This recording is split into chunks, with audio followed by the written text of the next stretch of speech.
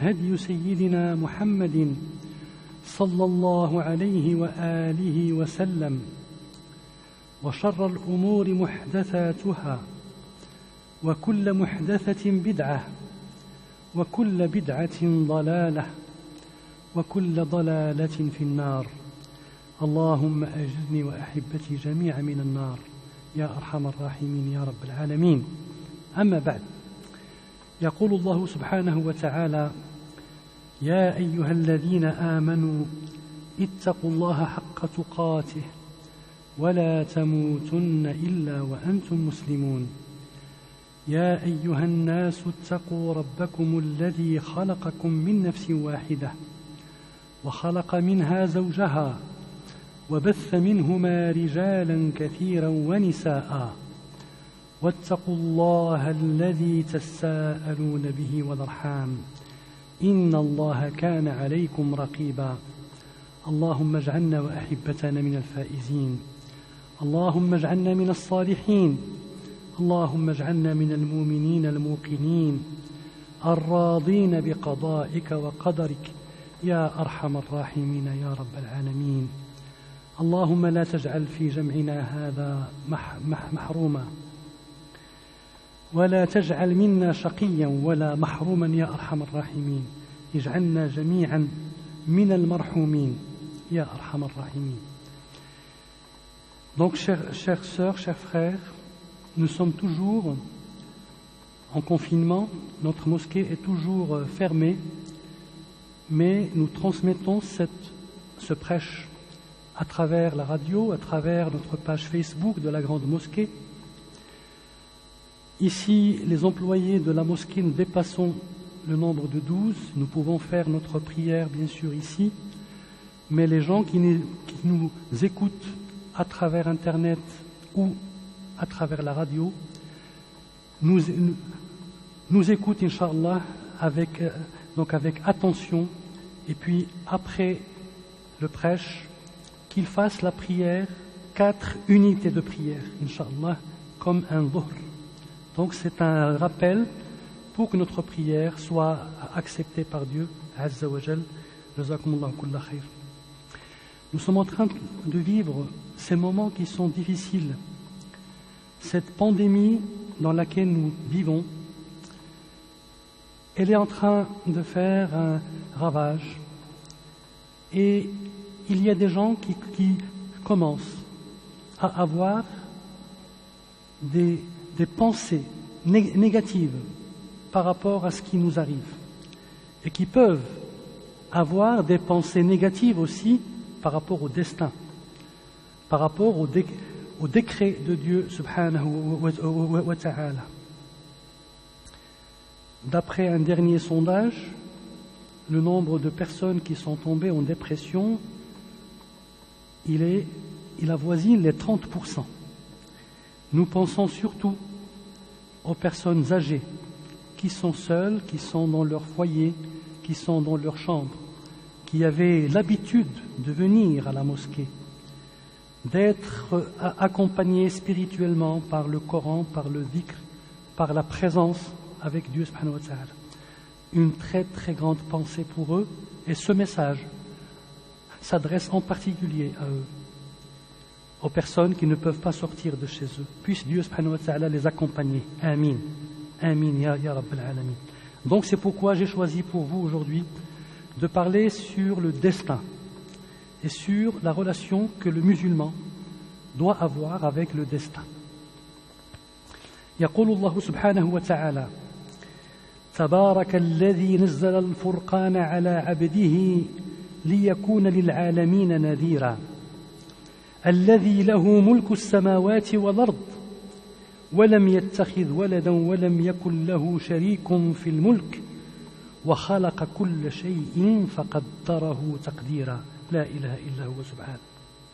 Donc Dieu dit qu'on exalte la bénédiction de celui, Dieu Azza wa Jal, qui a fait descendre le livre de discernement sur ses serviteurs, afin qu'il soit un avertisseur à l'univers, celui à qui appartient la royauté des cieux et de la terre, qui ne s'est point attribué d'enfant, qui n'a point d'associé, et sa royauté en sa royauté, et qui a créé toutes choses en lui donnant ses justes proportions.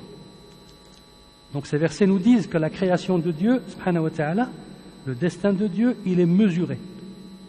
Et Dieu ne fait rien par hasard.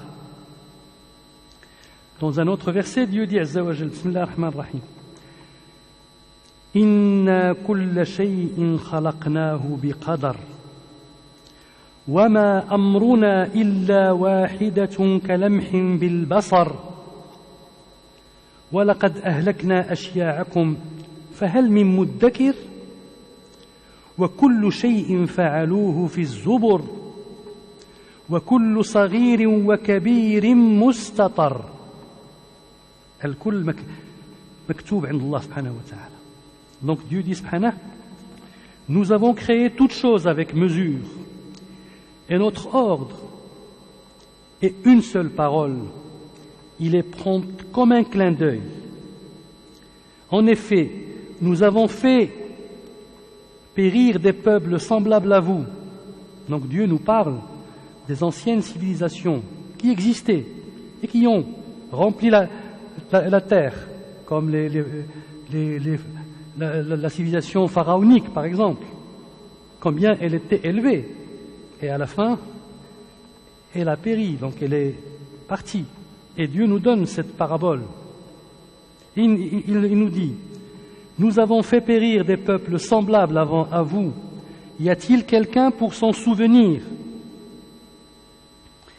Et tout ce qu'ils ont fait est mentionné dans les registres. Tout est écrit auprès de Dieu, Azza wa Jal. Et tout fait, petit ou grand, est consigné. Ça veut dire Dieu ne laisse personne. Tout est bien écrit, tout est bien enregistré, tout est bien décrété. Donc celui qui fait du bien, il va être écrit, celui qui fait du mal va être écrit. Mais tout ce qu'on va faire sera écrit par Dieu subhanahu wa ta'ala. وفي آية أخرى يقول الله عز وجل الله يعلم ما تحمل كل أنثى وما تغيض الأرحام وما تزداد وكل شيء عنده بمقدار عالم الغيب والشهادة الكبير المتعال سواء منكم من أسر القول ومن جهر به ومن هو مستخف بالليل وسارب بالنهار. يعني أنك تظهر الأمر أو تخفيه لا يغير ذلك عند الله شيء سبحانه، لا يغير ذلك عند الله شيء، بل كل شيء عنده بمقدار محسوب. Donc Dieu dit subhanahu, Dieu sait ce que porte chaque femelle et de combien la période de gestation dans la matrice est écourtée ou prolongée. Et toute chose a auprès de lui sa mesure. Donc toute chose que Dieu écrit subhanahu wa ta'ala est destinée. Nous allons bien sûr avoir des versets qui peuvent, dans leur apparence, être peut-être contradictoires et qui ont été l'objet de plusieurs discussions dans l'histoire de l'islam et qui ont fait naître dans l'islam des groupes dogmatiques hérétiques, comme par exemple le groupe Al-Qadariya, comme par exemple Al-Jabriya, comme par exemple Al-Murji'a, comme Al-Mu'tazila, comme d'autres groupes hérétiques qui ont mal compris ces versets et mal compris la relation entre le destin et le libre arbitre de l'homme. Est-ce que l'homme est libre de faire ce qu'il veut, ou alors il est contraint par un destin, par un décret de Dieu, Azza wa Jal. Et bien sûr, il y a la grande majorité des savants musulmans, chez les sunnites, Ahl-Sunnah wal Jama'a, qui sont les trois grands groupes, الذين هم أهل الحديث والأشاعرة والماتريدية. Donc les trois grands groupes, les gens du hadith, ceux qui suivent les textes, les gens de l'école ash'arite, Abil Hassan al-Ash'ari rahimahullah, et puis après les gens de al-Maturidi. Chez la plupart des savants, ces trois grands groupes forment bien sûr la majorité des musulmans. Ils ont la bonne compréhension de la relation entre le destin et le libre arbitre de chacun. Et c'est ce que nous allons voir. يقول رسول الله صلى الله عليه وسلم لا يؤمن عبد حتى يؤمن بالقدر خيره وشره من الله وحتى يعلم أن ما أصابه لم يكن ليخطئه وأن ما أخطأه لم يكن ليصيبه. Donc le prophète dit sallallahu alayhi wa sallam n'aura atteint la foi véridique que celui qui croit au destin divin, qu'il soit avantageux ou pas pour lui, et qui sait qu'il ne pourra ni échapper à son destin, ni atteindre un destin non décrété. Alors, où paraît la contradiction apparente? On va lire un verset dans lequel Dieu dit subhanahu wa ta'ala Bismillah ar-Rahman ar-Rahim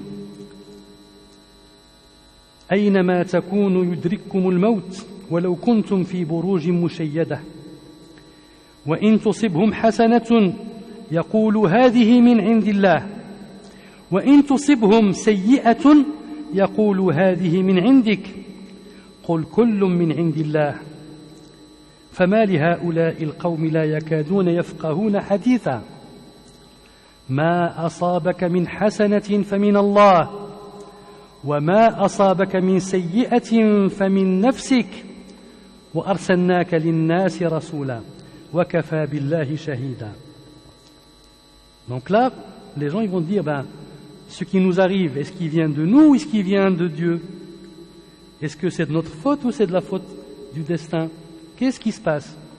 Donc je vais traduire le verset en français. Dieu dit subhanahu wa ta'ala, où que vous soyez, la mort vous atteindra. Fussiez-vous dans des tours imprenables, qu'un bien les atteigne, ils disent c'est de la part de Dieu. Et quand c'est un mal, ils disent c'est dû à toi, Muhammad. Ils disent ça par animosité au prophète, hein? Parce qu'il vivait avec lui, donc par animosité, il lui attribue le mal. Il lui dit c'est de ta faute, hein? Tu nous portes la poisse en fait. C'est ça, hein? C'est de ta faute, parce qu'on est atteint par un mal. Dis, tout vient de Dieu. Mais qu'ont-ils ces gens à ne comprendre presque aucune parole? Ils confondent tout. Ils confondent tout. Tout bien qui t'atteint est de Dieu. Et là, Dieu subhanahu wa ta'ala va donner une précision qu'il faut développer. Tout bien qui t'atteint est de Dieu. Et tout mal qui t'atteint est de toi-même. Allahu Akbar. Dans le verset d'avant, il venait de Dieu. Mais là, il vient de toi-même. Comment comprendre? Kayfa nafham? Kayfa nafham? Et nous t'avons envoyé aux gens comme messager, et Dieu suffit comme témoin. Alors, j'ai pris l'interprétation de Cheikh al-Islam Ibn Ashur, rahimahullah, le grand savant tunisien, qui a écrit, entre autres, le livre sur le maqasid, le livre sur les finalités de la religion, et qui a écrit surtout Kitab Tanwir, qui est le livre d'exégèse du Coran. Il a été nommé en Tunisie comme Cheikh al-Islam. Ça veut dire il a atteint la sommité de la science. قال شيخ الإسلام أما السيئة فإنها وإن كانت تأتي بتأثير من الله تعالى لكن إصابة معظمها الإنسان يأتي من جهله أو تفريطه أو سوء نظره في العواقب. Et ça, c'est une phrase qui explique tout. Donc, qu'est-ce qu'il dit? Ibn Ashur a dit, malgré le fait que le bien qui atteint l'être humain soit soumis aux lois divines, parce que tout est géré par des lois de Dieu, tout. Les lois physiques, les lois chimiques, les lois mathématiques, les lois scientifiques, tout est géré par une loi. Si tu fais ça, tu atteins ça. Il y a des chemins qui mènent. Et ces lois sont le destin de Dieu, le décret de Dieu. Azza wa Jal, la ilaha illahu. Il dit, malgré le fait que le mal qui atteint l'être humain soit soumis à la loi divine, sa cause en général vient de l'ignorance de l'être humain. Donc c'est de sa faute, parce que lui n'a pas pris les bonnes causes qui produisent les bons effets. Et la relation entre la cause et l'effet, c'est la loi de Dieu, c'est le destin, elle vient de Dieu. Mais l'homme, en prenant la mauvaise cause, par ignorance, il va subir le mauvais effet à la fin. Et donc c'est pourquoi le mal vient de lui, parce qu'il a fait le mauvais choix. Fayaqul, sa cause en général vient de son ignorance, de son manquement ou de sa mauvaise estimation des conséquences. Il n'a pas pris le temps d'étudier les conséquences de son choix. Ou de ses passions lorsqu'elles prennent le dessus sur la raison.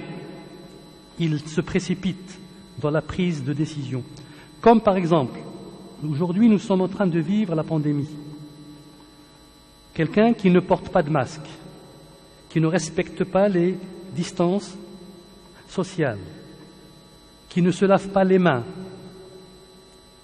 et qui tombe malade. Ah, il dit, maktoub. Ben non. Maktoub, c'est quoi le maktoub ici? Le maktoub, c'est que, puisque tu t'es exposé à la maladie, tu es tombé malade. C'est ça le maktoub. Mais le choix t'appartient à toi. C'est toi qui dois te protéger. C'est à toi de te laver les mains. C'est à toi de mettre le masque. C'est à toi de respecter les distances, etc. Alors bien sûr, si malgré tout ce que tu fais, tu tombes malade, là, Allahu aghlab, subhanahu wa ta'ala. Là, ça ne dépend pas de toi. Mais si tu t'exposes au mal, et le mal arrive, c'est de ta faute. C'est pourquoi Dieu dit subhanahu wa ta'ala, وَمَا أَصَابَكَ مِنْ سَيِّئَةٍ فَمِنْ نَفْسِكَ. Parce que tu as mal géré, tu as mal respecté les règles.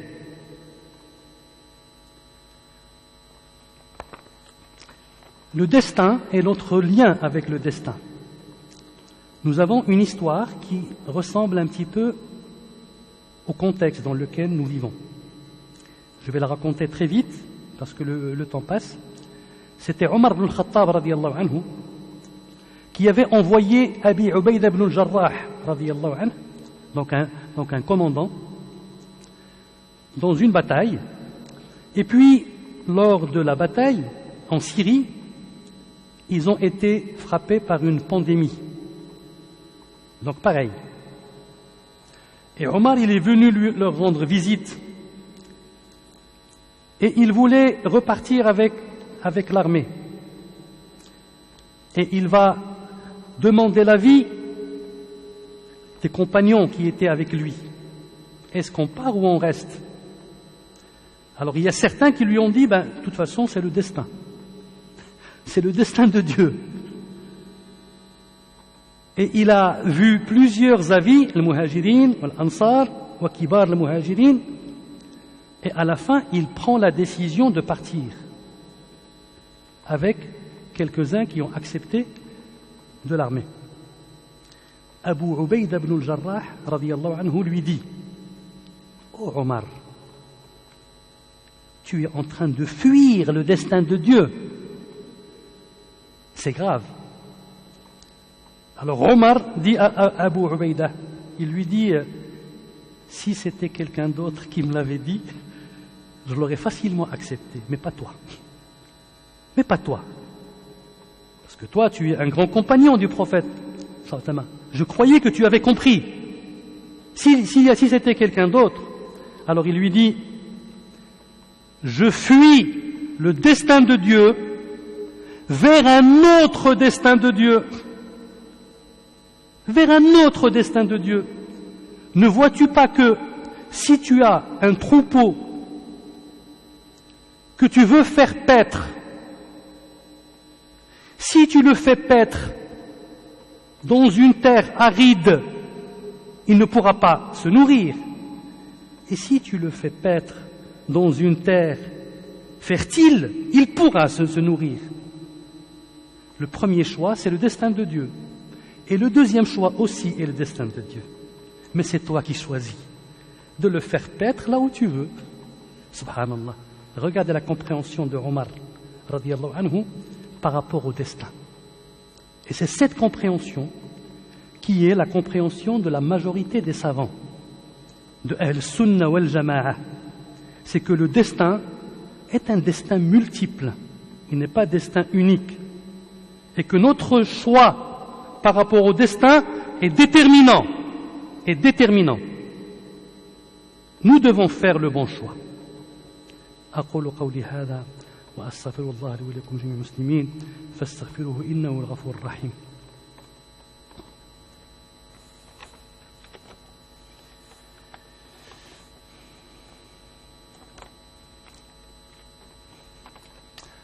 الحمد لله نحمده حمد الشاكرين ونعوذ به استعادة المنيبين ونتوكل عليه توكل المحسنين.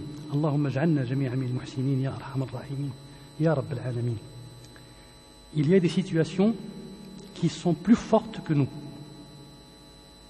Malgré le bon choix, malgré toutes les mesures et les précautions qu'on prend, il y a des situations où le destin est plus fort, où le décret de Dieu est plus fort. Comme par exemple cette pandémie-là, malgré tout ce qu'on fait, elle est toujours là.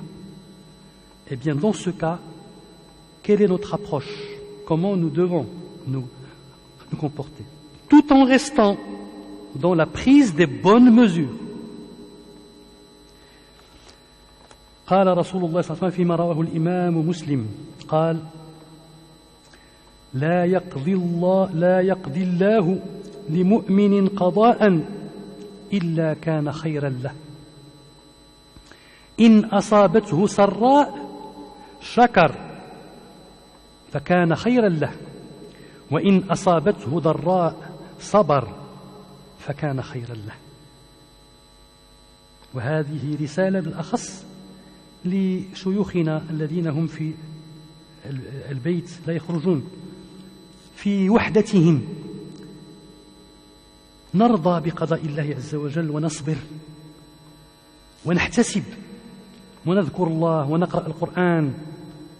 وأنصح الإخوان أن ربما يزورونهم مرة ربما يعطوهم الأكل ربما يحنون عليهم.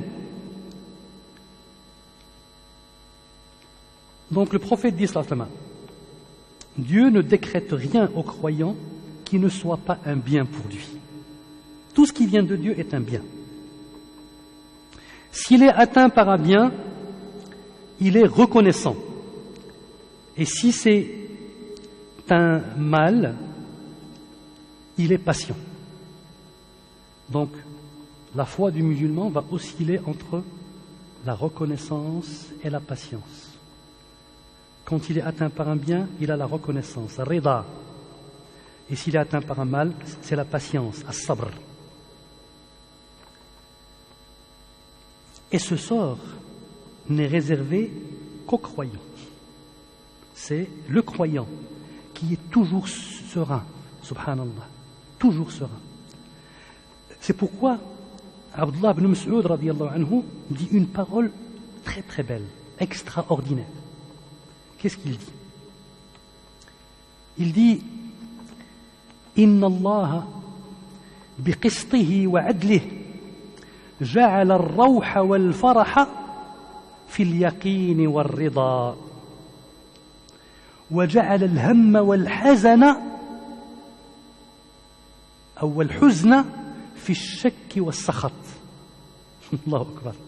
Donc Abdullah ibn Mas'ud dit, radiyallahu anhu, Abdullah ibn Mas'ud, c'est le compagnon du prophète, celui qui avait parmi les premiers qui ont appris le Coran par cœur et qui était un scribe du Coran.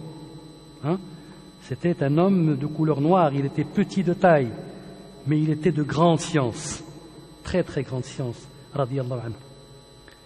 Il dit, par souci de justice, Dieu a mis la miséricorde et la joie dans la certitude et dans la bénédiction. Quand quelqu'un il est béni, il est satisfait du destin de Dieu. Alors qu'est-ce qu'il ressent? Il ressent de la miséricorde, il ressent de l'amour, il ressent de la joie. Al-farah, al-farah. Et Dieu a mis l'angoisse et la tristesse dans le doute et dans la malédiction. Les gens qui doutent de Dieu, qui ne sont pas contents de leur sort, eh bien, ils ressentent cette angoisse, ils ressentent cette tristesse et ce malheur. Donc c'est pourquoi le musulman doit être toujours dans cet optimisme, dans cette pensée positive avec Dieu Azza wa Jal, entre la bénédiction, la satisfaction, et s'il ne peut pas, la patience. نسأل الله سبحانه وتعالى أن يجعلنا من الراضين بقضاء الله وقدره ومن الصابرين. Donc chères sœurs, chers frères, vous savez tous que notre mosquée est fermée, comme toutes les mosquées. Et c'est un appel qu'on va faire pour tous les musulmans de la région. Vous savez que les mosquées en France n'ont pas de revenus, que la participation des fidèles. Et puisque les mosquées sont fermées, il faut penser à donner vos participations à vos mosquées respectives. Dans notre mosquée, les gens qui font la prière avec nous, pensez à venir donner les participations parce qu'il y a des frais. Il y a des frais, comme les autres mosquées aussi. Donc mettez-vous en contact. Cherchez sur leur site internet, sur les pages Facebook. Vous allez trouver les numéros de compte. Vous pouvez faire des virements, faire des prélèvements automatiques, surtout dans ces conditions difficiles, dans lesquelles on ne sait pas quand est-ce que les mosquées vont réouvrir. Alhamdulillah, les mosquées construites en France ont été construites grâce aux efforts de beaucoup de personnes, beaucoup de gens, surtout les personnes âgées qui ont donné de leur temps, de leur argent pour construire ces mosquées. Nous avons l'obligation de les maintenir, de les entretenir, de les garder en forme pour nos générations futures, Inch'Allah, bi'idhnillah. أقول قولي هذا وأستغفر الله لكم وللمسلمين فاستغفروه إنه الغفور الرحيم. اللهم اجعل جمعنا هذا مرحوما واجعل تفرقنا من بعد سيء من الشر معصوما ولا تجعل منا ولا معنا ولا فينا شقيا ولا محروما ولا معذبا بالنار يا أرحم الراحمين يا رب العالمين. اللهم اجعلنا في مجلسنا هذا من الشاكرين، اللهم اجعلنا من الراضين، اللهم اجعلنا من الصابرين، اللهم ارفع عنا هذا الوباء وارفع عنا هذا البلاء وارفع عنا كل الأمراض والأسقام يا أرحم الراحمين يا رب العالمين. احفظنا واحفظ آباءنا وأمهاتنا وأزواجنا وذريتنا، املأ قلوبنا وقلوبهم بالإيمان واسلك لنا طريق الإحسان واجعلنا وإياهم من أهلك أهل القرآن يا أرحم الراحمين يا رب العالمين. اللهم ارحمنا تحت الأرض وارحمنا فوق الأرض وارحمنا عندك غدا يوم القيامة يوم العرض يا أرحم الراحمين يا رب العالمين. اللهم صل على سيدنا محمد النبي وأزواجه أمهات المؤمنين وذريته وأهل بيته كما صليت على آل سيدنا إبراهيم إنك حميد مجيد. سبحان ربك رب العزة عما يصفون وسلام على المرسلين الحمد لله رب العالمين وأقم الصلاة.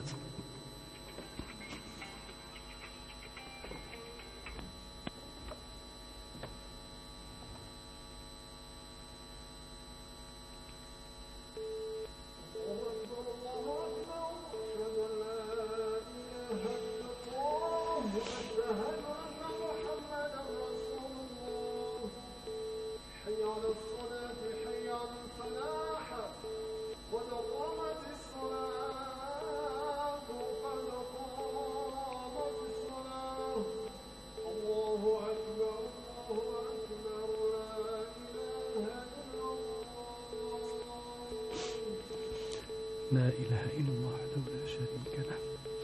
استووا يرحمكم الله واعتدلوا وصلوا صلاة مودع. اعلموا أنكم بين يدي الله.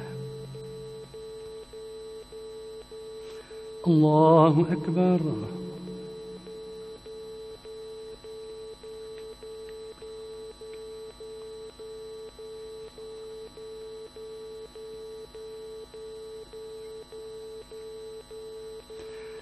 الحمد لله رب العالمين الرحمن الرحيم ملك يوم الدين. إياك نعبد وإياك نستعين.